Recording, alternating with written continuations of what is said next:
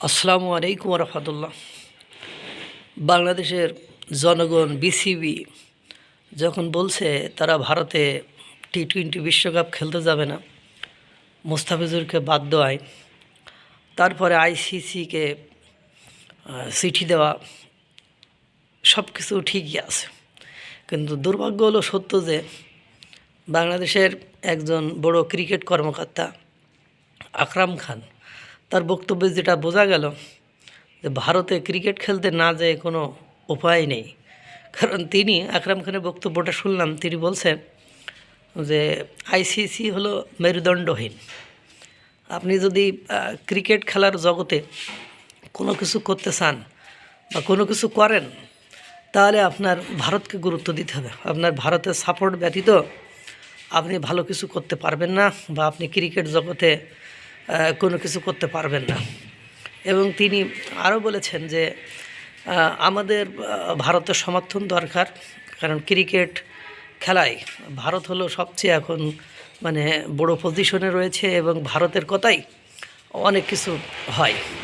সেটা আপনি বিশ্বাস করেন আর না করেন, আপনাকে মেনে নিতেই হবে।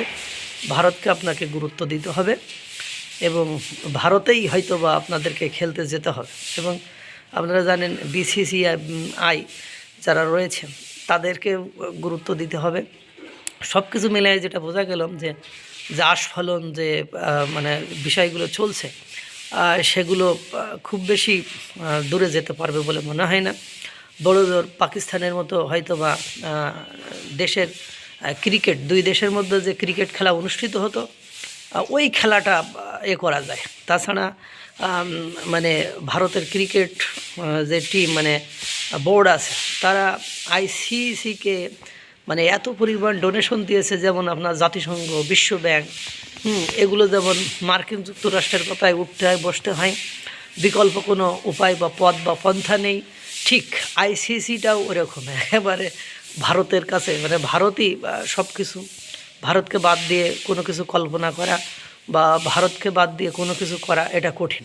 এখন আকরাম খান কয়েক আমাদের প্রতিবেশী দেশ শ্রীলঙ্কা, পাকিস্তান এবং আপনার ভারত, এদের অবদান আমাদের এইখানে আসা পর্যন্ত অনেক বেশি। আমাদেরকে কিভাবে এসেছি আমরা, সেই যখন অনুমতি পাইনি তখন থেকে আমরা জানি, তারা আমাদেরকে ডেকেছে, আমাদের সাথে খেলেছে, আমরা যাতে সেই ভালো পজিশনে যেতে পারি। সুতরাং তাদেরকে গুরুত্ব আমাদেরকে দিতেই হবে এবং ভারত ক্রিকেট বিশ্বকাপ খেলতে যেতে হবে। এখন না হলে দেখা যায় বাংলাদেশ ওখান থেকে চলে আসবে, আর বাংলাদেশকে বের করে দিলে, আইসিসিতে বের করে দিলে বাংলাদেশের লস। সুতরাং কোনো উপায় নেই, ভারতেই যেতে হবে খেলতে। তাই যে যতই আমরা বলি না কেন, শেষ পর্যন্ত দেখবেন ওই ভারতেই যেতে হচ্ছে। আর ওই ক্রিকেট খেলা, কারণ আকরাম খান সেটা পরিষ্কার করে দিয়েছে। আল্লাহ তাআলা সকলকে ভালো রাখুক, সুস্থ রাখুক। আসসালামু আলাইকুম ওয়া রাহমাতুল্লাহ।